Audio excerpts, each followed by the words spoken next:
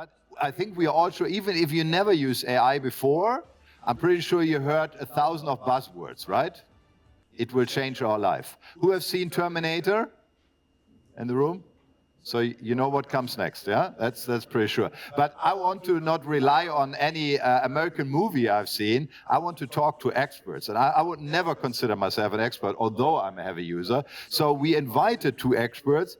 And I think the question is quite challenging because the main part of the question is, how will we surprise our customers with AI in the next 5 years? And that's the question to answer in a manufacturing trade fair, right? What would I say, yeah? So we have 2 proven experts. Please give a warm welcome from Frankfurt, freshly arrived, Sebastian Heinz, who's founder and CEO of Statworks, and I shared the stage already once with him, and I can promise you he knows a lot about things, a lot more than I do at least. Sebastian, pleasure to meet you. Good to see you. Have your microphone here. Another great expert, at least from my opinion, because he not only brings expertise in AI to the table, but a long history and experience in the manufacturing industry. And that's from Munich, Professor Michael See, who is chair of machine tools and manufacturing technology at the Technical University of Munich. An excellent address, at least from my point of view. And Michael, great to see you here on stage. Good to have you. So you take the middle. Let me give you that. Yeah. Do you want some water? Let me organize some water. We sit together quite a while, so.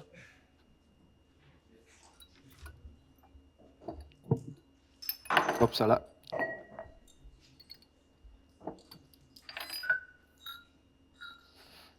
Pick up that later. So guys, thank you so much. Please. So it's great to have the 2 of you here. So AI is full of buzzwords. I can tell you, wherever I go, everybody is mainly scared, yeah, and brings up 1,000 buzzwords. So it's great to have you 2 as experts here. So Sebastian, let's begin with you. When you look at AI in production today, from your point of view, what are the 3 biggest surprises, when we talk about surprises, that customers are not yet expecting? Not yet expecting. Oh, that's a good question. So I actually had a interesting surprise yesterday with one of our customers that we are working with. So it's a manufacturing company, and they are basically kind of are starting now their journey to AI. And I'm advising them on, let's say, the strategic part, on what are the things you have to do as an organization, you know, to foster the adoption, and what are the strategic components. And as part of that project, we're also looking into what is the company actually already doing, right? And so we went throughout the company, so we went to all of the different business departments, and guess what? In production, they already have a running use case that generates value. And no other business department was something already in a productive environment. So meaning that, and I thought that was pretty interesting, because usually when you take a look at companies in areas where they adopt the technology first, it's usually in one of the back office functions, for example, in marketing or sales, you know, where things are easy, where you can work, for example, also with generative AI. But I think this is also showing that AI and machine learning and also statistical data analysis is actually nothing new for the manufacturing business. It's also, or it's actually something that's been around for decades probably. Also with, for example, SPC and stuff like that, you're actually analyzing data machines are producing and trying to optimize like kind of whatever quantity you're interested in. And I thought this was interesting because it showed that in a production environment, the areas where you can actually unlock value with AI first could be the production lines, because the maturity there is probably higher than maybe throughout the rest of the company. And I thought that was pretty interesting. And furthermore, probably there's the use case leads to added value much quicker than in any other department. Absolutely, I assume, yeah, absolutely. Professor Zeh, I mean, where do you already see effects of AI in production in general, either focusing on productivity, quality, or sustainability?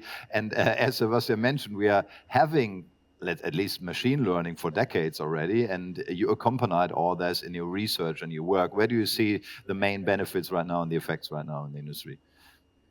Well, I think the artificial intelligence approaches have been known for quite some time, but it's just now, or in the last few years, that we become aware of the untapped potential that lies in their application in industrial enterprises. And I do see potential on all levels in the enterprise, starting from the processes, including the machines and including the management level for the shop floor. So indeed, in the, how should I say, office departments of the company, we see applications, but we see untapped potential mainly on the shop floor.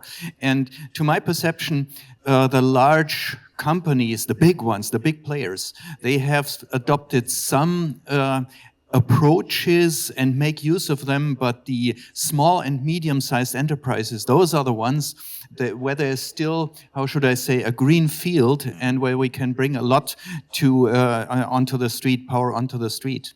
I'd be curious concerning those who raised their hand upon your question before, whether they are big companies or small ones. That would be an interesting one, yeah. Who was big? Who considered him big company? The heavy artificial intelligence users who are small enterprises. Any hands left?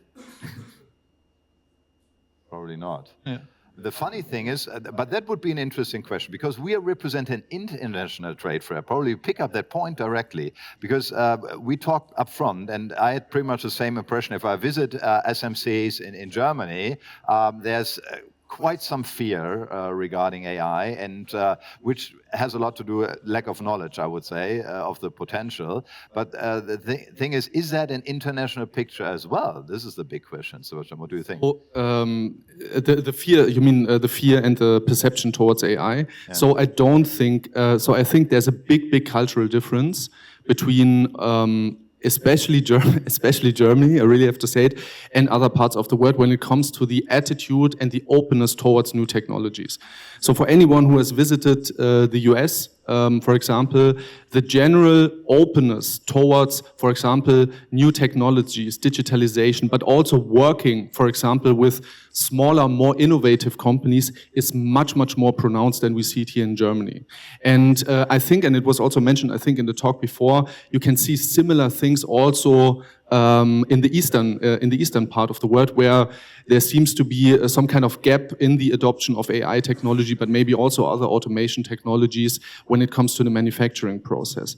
And at the end of the day, it's probably some kind of mindset difference that has been cultivated and emerged in the US and other parts of the world in here in Germany. But I think what's interesting, and you also said it, is the kind of potential perspective on the technology.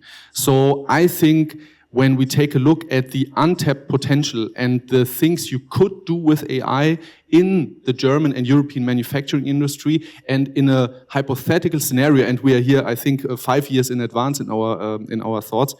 If you think through what this could mean in theory for production quality, for outcomes, for general productivity, I think we have the strongest potential of using the technology, but we're not doing it at the moment. And this is, I think, the biggest challenge that we are facing. There needs to be a, let's say, kind of pivotal moment or a shift in the thinking that we say, okay, we need to do this right now. We have to invest in the technology, and then we could start to unfold that potential that could be massive, also compared to the US and Asia. I think that's a really big challenge we need to work on.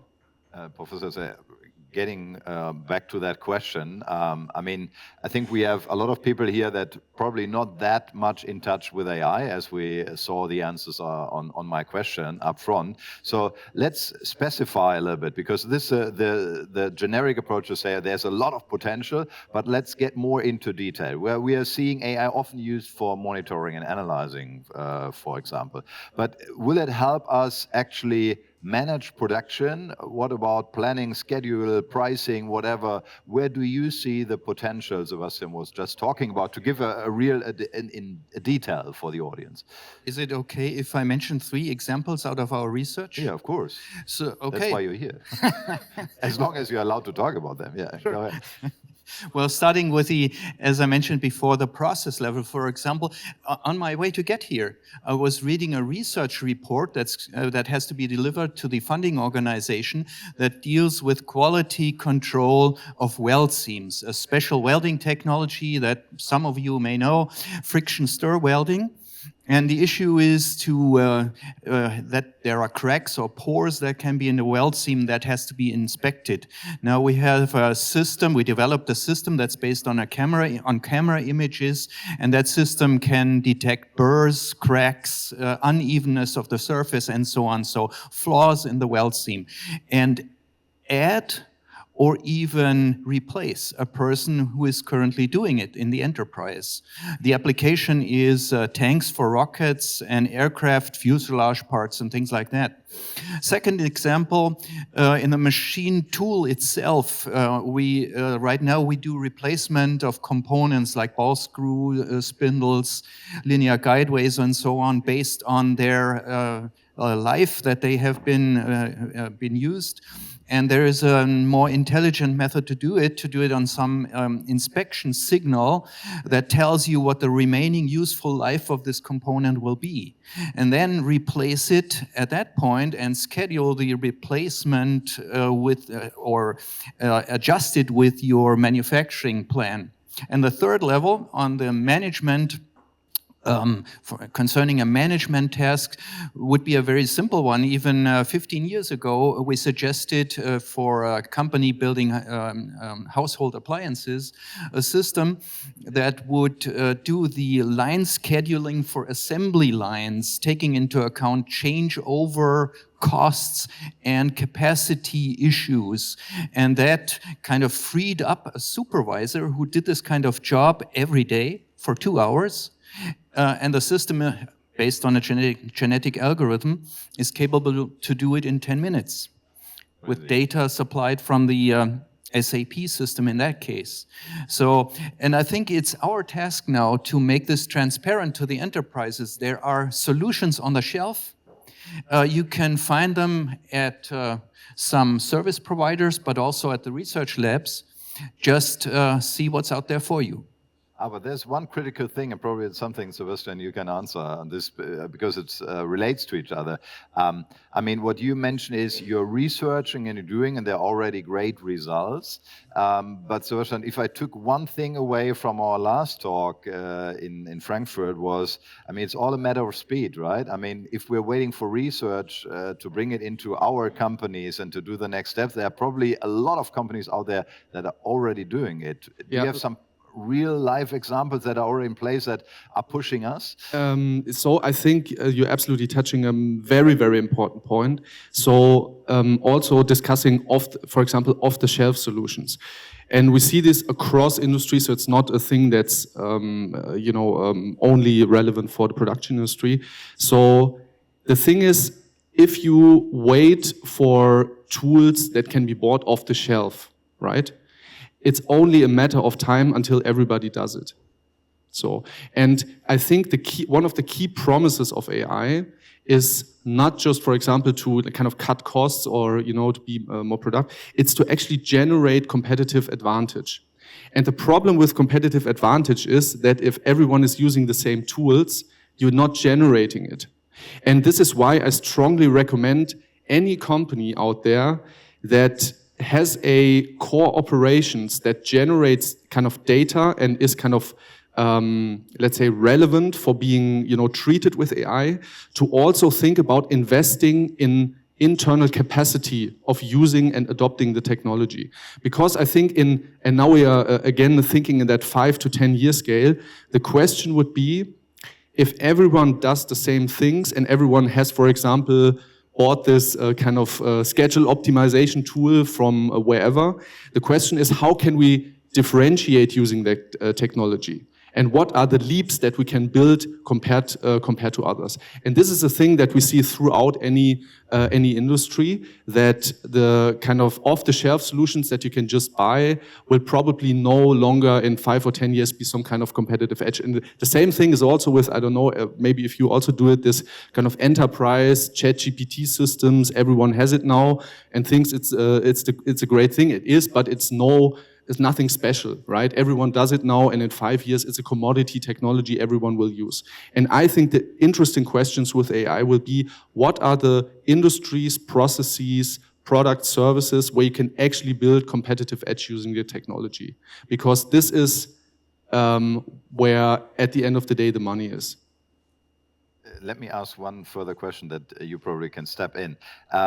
So I share your opinion. So once I use it heavily, and everybody use it heavily, and you buy it from the shelf, and it's a solution. In my opinion, it's not longer AI. Don't get me wrong. I mean, it's a tool that works on the data you have. AI, the potential that I see is create something new, right, from the scratch. And we need to build up the knowledge ourselves, right? Otherwise, we remain users. So how do you see it, Professor Zeh, in education or in the communication with the supporting companies that are joining your research? What is the knowledge level about AI? Because when I met Sebastian, I was super surprised what he told me.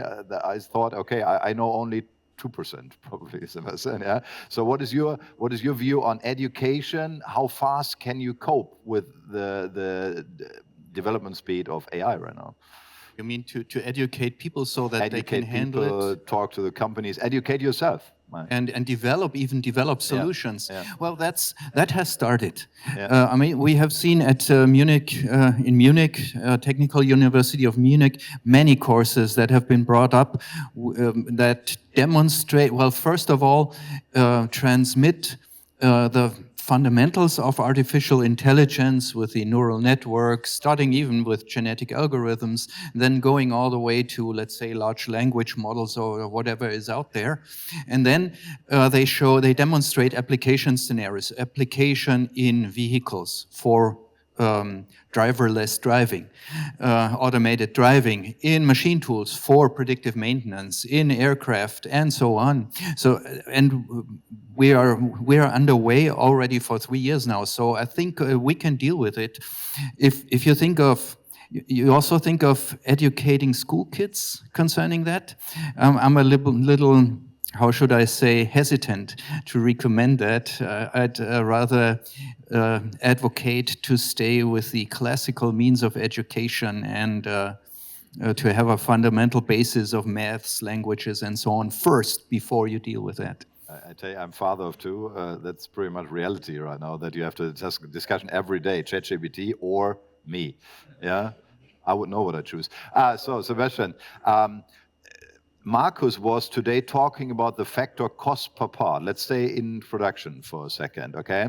So, and we are talking of, there are already models in place. We have already solutions for, let's say, predictive maintenance, etc. Xiaomi opened a so-called dark plant. There's no human being working, and they produce already fully AI-driven a whole plant and produce smartphones that are sold to us. So how fast do we need to get up to their speed?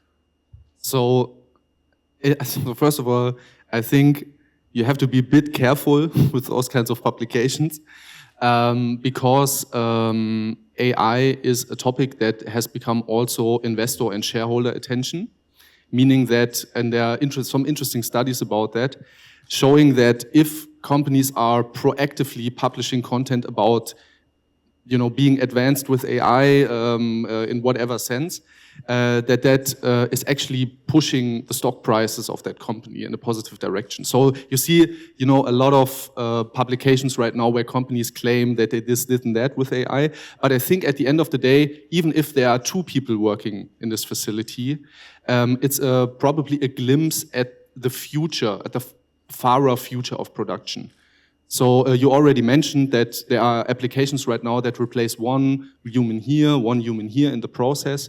And I think that if you take it farther down the road, like maybe 10 years from now, I think there is a massive potential for humanless manufacturing facilities. You already see it also for other companies who are, and if you take a look also over time, like the average number of people working in a plant is constantly decreasing.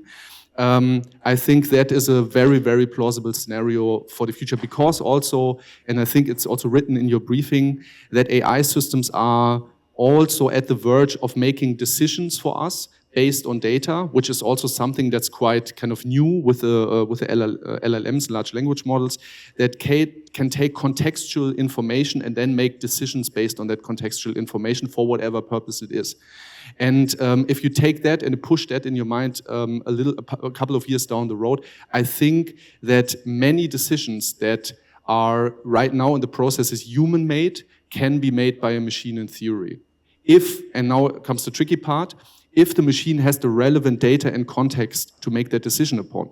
And I think this is the real problem right now, that especially in production, we are at many, many places still operating with machines that do not really generate data points, right? So you have to kind of upgrade the machines, or you have to buy new machines that are actually generating meaningful data that those systems can then use for whatever purpose we want.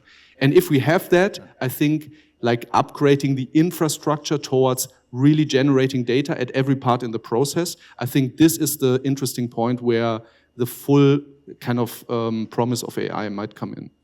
But that would lead back to research and development. So I've seen so many startups going bankrupt in the last, let's say, 10 years dealing with digital twins, because this was the main issue they had. They went to the companies, want to sell their solution. They had fantastic solutions, but there were no interfaces at the machines and no common language. Is that something that has been worked on or you're working at? There is a gap. There is still a gap, definitely. Like you mentioned before, off-the-shelf solutions, they are requested. When I said off-the-shelf, by the way, I meant off-the-shelf, let's say, scientific knowledge that has to be converted to applicable devices. But getting back to the point, last week I did visit a machine tool builder, not very big, close to 300 employees. And I told them we could talk about predictive maintenance, let's say, for the ball screw spindles in your machines and so on. And first of all, I realized that even the development leading staff didn't know about research in that area. And second, the reply was, well, it's only of interest if there is an off-the-shelf solution, a plug-and-play device that we could supply, and they go from there. So there is no, probably not sufficient financial resources and development capacity to bring something which is coming from the research domain to bring this to a real application sellable to customers. There is a gap that we have to address. Absolutely, and I think this gap mostly, in my opinion and experience, has to do with, as you said, the financial situation of smaller companies. So if you take a look at a large corporate, I don't know, BMW, Siemens, whatever, so they started working on AI, I don't know, 10 years ago. They have massive teams of people building up AI capacity internally, invested millions and millions, and also burned millions of dollars, figuring out how to use it, right?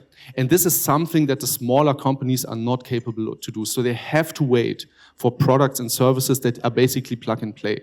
And most of the time, also working with research requires kind of customization, custom development, staffing internal resources also onto the project and really making it work for the application. And this is typically something that the smaller companies are not, where I sense kind of some hesitation, not wanting to take that invest, because they are still kind of doubting the potential impact of the technology, because there are no, it's not widely adopted, especially for the small companies. And this is a big problem, I think. That's another interesting issue. What about transparency? Because I visit, let's say, 50, 60 small, medium-sized companies in Germany every year, and most of them say we don't have a clue how to use AI or how we could adapt AI into our production. And if the future of innovation is a little bit dependent on AI, this is a critical solution from my point of view, because you cannot only rely on your innovation capacities in machine-wise, you need to add it together to get to the results you want to get to. So how do we create that transparency? And probably, sorry, I will tackle the elephant in the room. What about job losses, etc.? Because this is something I experience as well. That the people look at you and you see the fear in their eyes. Will I be needed in the future? And I can tell you, as moderator, you think about that all the time. Yeah. So, but first of all, how do we create transparency in that topic? I mean, we need to inform the companies what is possible, and not only waiting for the shelf solution. Yeah. So I mean, this is probably just a matter of time, right? So as with every new technology, there needs to be diffusion into the market. It was also the same with the internet and other things. So there are a couple of fast movers, then you have fast followers, and then late adopters. And it's probably the same with AI. The question, I think the interesting question here with that, with AI, is that if only, let's say, 50% of the expectations and the, let's say, promises of AI are true. Yeah, let's think about that for a second. What would happen to the late followers in that scenario, right? And I think this is a fundamental difference of AI technology also compared to other technologies, because it's actually something that throughout every industry and within every company, throughout every business function and department, in theory could, for example, accelerate but also replace human work.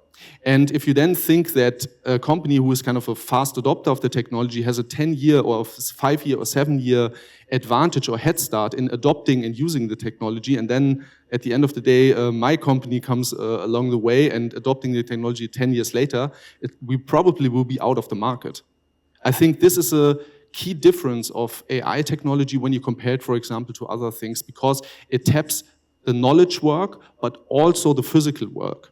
It's both, it's everywhere in everything that humans are doing right now. And I think this is a key difference also compared to the internet, because the internet is only communication.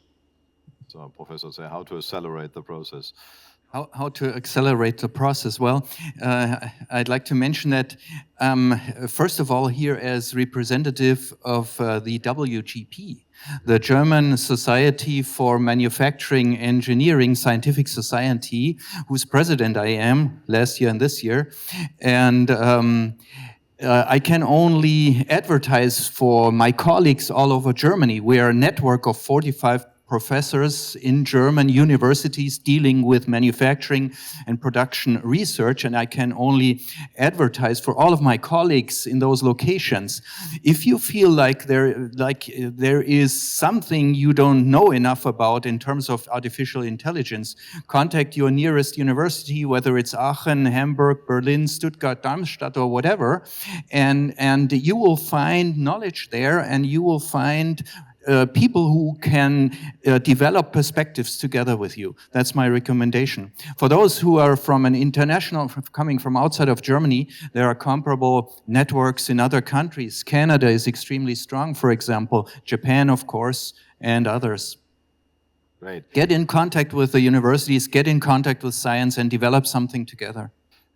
I tell you what, as I was preparing for this discussion, I knew that 40 minutes will be nothing, because I'm pretty sure there are some questions from the audience as well to us that I will let them ask for sure. But let us get back to our core question that we have, probably answer that before we haven't fulfilled our promise. What can we expect in the next 5 years? And what I really would like to see is that we're not talking about it in a more holistic, generic approach, but we can come up with what will be like the top innovations we will see in the next 5 years, only possible with AI, Sebastian. So in my opinion, in 5 years, I think the main innovation will be that AI will be doing innovation. So this is related to the first thing that you said, that you kind of have the feeling right now that AI cannot really come up with something new. So it's only kind of digesting what's already there, maybe combining what's already there.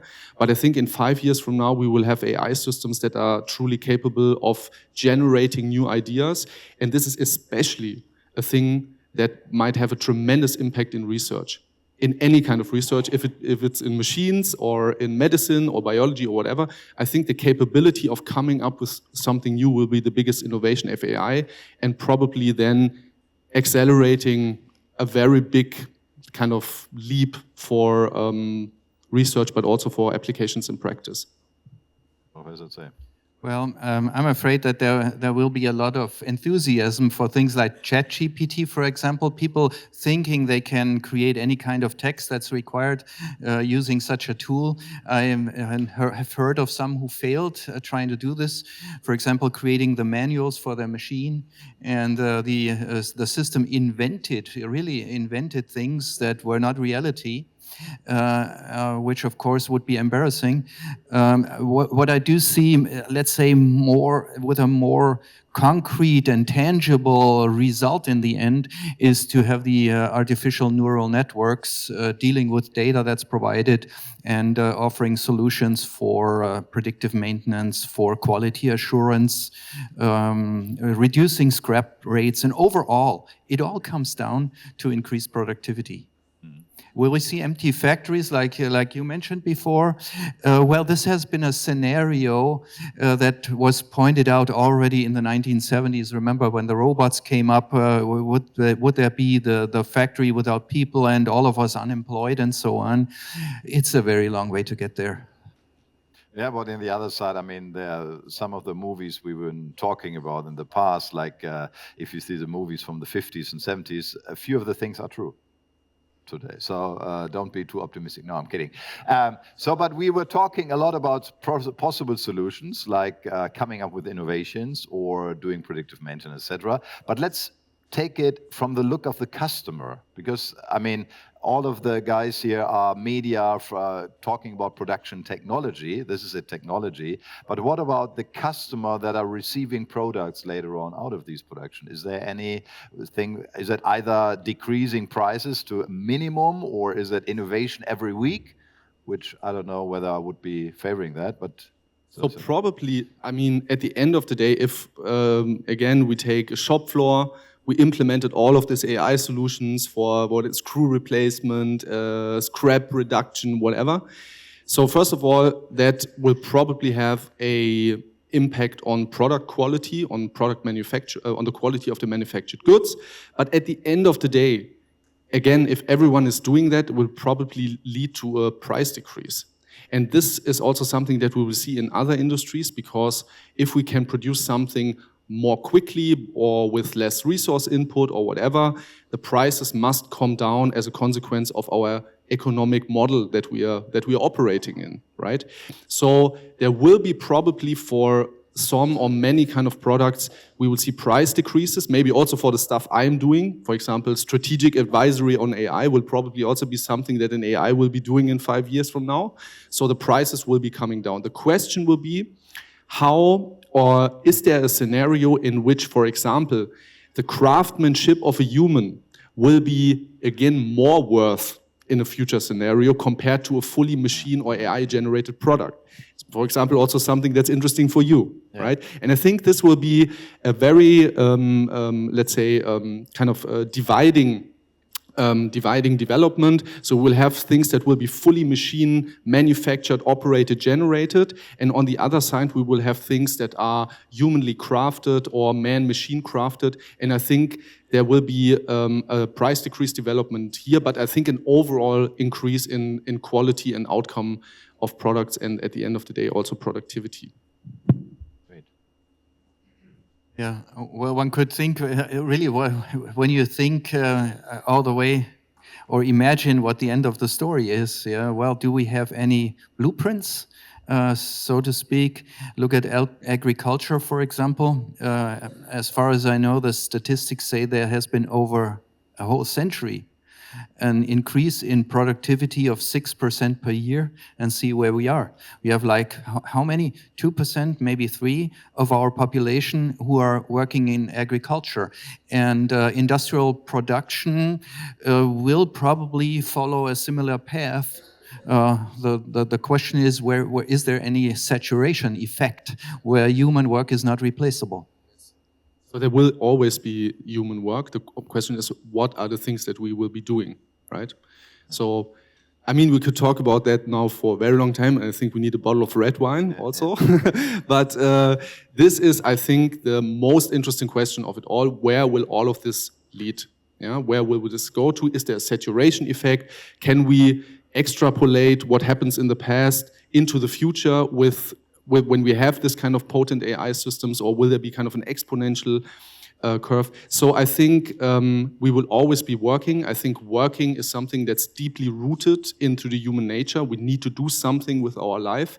And I think this will not change, even though if we have robots running around and AI systems operating our manufacturing lines. We must do something. This is how we are built. And if I may add, it's not an option not to do these things. It's not an option because others will do them, and ultimately we will lose. So I'm convinced this is the case. By the way, great closing words. I heard the bottle of red wine. That's the last point. You said we need to talk a lot about that. I tell you what, I will tell you now something that they both won't like. There's a lunch break, and use the lunch break to ask the two of them the questions, because we are unfortunately running out of time, and probably you have some questions. I can recommend it because I know both of them by various discussions. It's absolutely worth them to get in touch with them. The two of you, thank you so much for joining the stage with me. It was again super exciting, super interesting. Thank you so much. Good luck with your research, Professor Zell. Good luck with your company again, Sebastian. And I'm pretty sure they will cover you in the lunch break. I'm so sorry for that. But big applause for the two of them, ladies and gentlemen.